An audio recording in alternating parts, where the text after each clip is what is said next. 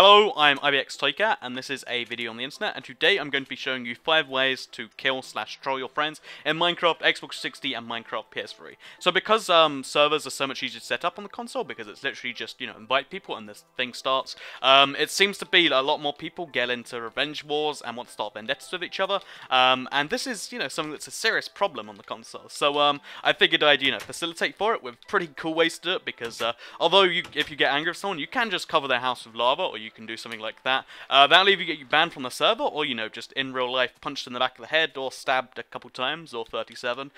Basically, you're going to want to, instead of doing that, you want to do something witty, so that when they see it, they're like, oh, that sucks. But, on the plus side, it's pretty cool. Good job there, ToyCat buddy. So that's the aim of this video. Of course, you can just do the good old-fashioned laugh thing if you really hate them, but here's an actual cool ways to troll and kill someone. So the first way, this one will actually involve a bit of maths, involves using obsidian to make a, just an infinite respawning Nether portal in their house. So what you're going to do is, by the way, this is my test house, just for example. It's got 3 doors. The iron door there is reversed, by the way, for a good reason. But yeah, it's got 3 doors, and it's just an example house. You can do this with any house. It's just, showing you can even do it with a really small house. But basically, yeah, so you want to go into the house and find some coordinates. As you can see right here, I've got -96, -102. Divide these coordinates by 3, because that's how the Nether works. So if you divide these by 3, you get -32 and -34. It's alright if you need to pull up a calculator or something. Once you've got these coordinates, you want to head really far away to get to a Nether portal. I've got, enable fly on, so just go really, really far away. Good, 100, 200 blocks away, just to make sure the Nether portals don't intertwine, you don't accidentally make a Nether portal in your house or something. And then once you're in the Nether, you want to go to these coordinates you just remembered, so -32, -34, and then you're going to make a Nether portal and light it. I made the Nether portal already, just so I can show you. But yeah, once you light it, the first time you go through it, what will actually happen is you will make a Nether portal right in their house, as I'll show you in a second. It takes a while. Right there. So it's actually spawned just to the side of his house, but it's got the exact same point of ruining it. Now what will happen if you just break 1 block, or if he breaks 1 block, so I can't show you that right now because I don't have a pickaxe. But if you just break 1 block of the pickaxe, go back into your Nether portal, go back into the Nether. Because that one's been deactivated and one can't spawn on it, another one will spawn nearby the area, and every time he breaks it, it will cause the same thing to happen. So yeah, it's a really, really cool thing where you can basically, as long as he doesn't know what's happening, you can just cover his house in obsidian without having to go through all the effort of mining it. And plus he'll be like, wow, that's that's a nice little thing you did there, ToyCat. How'd you do it? And then you say, haha, that's what you get for stealing my sheep, Jimmy, or something along those lines. So yeah, the second thing we're going to do involves, again, a little bit more work, but it's something that's definitely worth doing. Involves using silverfish stone. So you can actually get silverfish stone in survival. Also, their back door's just blocked by an obsidian. But you can actually get silverstone survival. I'm going to explain how now. So you're going to find the stronghold in your world. Every world has a stronghold. And then you're going to get a silk touch on a pickaxe. So once you have silk touch on your pickaxe, what you'll be able to do is you'll be able to mine anything, obviously, with silk touch. If you get some silverfish stone from your stronghold. If you're wondering how you find it, any block that if you punch it with your fist, it breaks pretty quickly. That's usually silverfish stone. Then once you have some, you want to take it to your friend's house. Replace something that's either stone or just turn something into stone, and as I'm doing right here, and basically this will make it look like there's just stone on the floor, and then when you tell your friend, you're like, haha, I got you, buddy, they'll be like, oh, there's stone on my floor instead of dirt. Oh, you evil person. Also, there was redstone there, don't worry about that.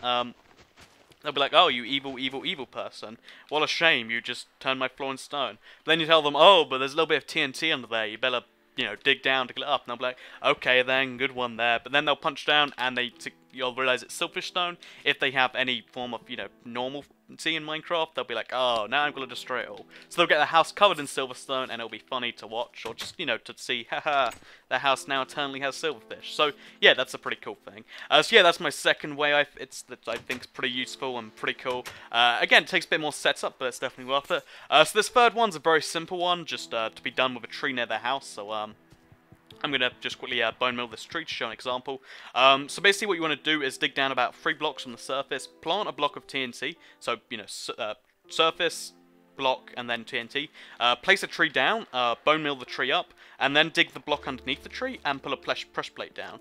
So what this will do, it's a bad example because I've already got a block in it, but when you first punch the first block of the tree, it will fall on the pressure plate and make that explosion happen. So yeah, as you can imagine, that's going to hurt you if you're not aware of it, which you're probably not because you're going to be punching the tree. It's a pretty cool thing to do someone. It'll either hurt them a lot or kill them, depending on the difficulty. Even if they get away, it's still going to make a massive crater in their landscape, because obviously dirt gets destroyed pretty easily. If you want, you can even chain together more explosions, so you can have some TNT down the ground here, and then you can have some TNT following that, and make a really big chain leading to either his house, or just leading to somewhere funny, and just, you know, completely ruin the landscape for giggles. So, yeah, that's a cool little thing involving a tree that will probably, you know, trip up most people. So the fourth thing involves flipping his door. So as you can see, iron doors are meant to be the other way around. I flipped it that way. When they come to their house and they're like, oh, I'm just going to come in for the night. It's getting dark, right? I need to sleep. Also, I just looked up by accident, but it's getting dark. I need to sleep. And assuming they don't look up, if you can go through the effort of... Basically, you want to make a redstone wire, go from the pressure plate of his house all the way to some form of building where you go up to the sky. Here's my one. And then use something that looks, you know, inconspicuous. White wall is a good example. And then you want to do something... Okay, so I'm going to fly up here and show you it. Like this. And what will happen is... oops, that's going to hurt me a little bit. What will happen is... I'm going to go on invisible for this. They'll stand there, pressure plate. They'll be like, oh, why is my door not opening? Oh... And then they'll get hit by 3 anvils. So, this is one of the very few ways that, by the way, this is one of my cool things, but this is one of the very few ways that you'll ever see the message was squashed by a falling anvil.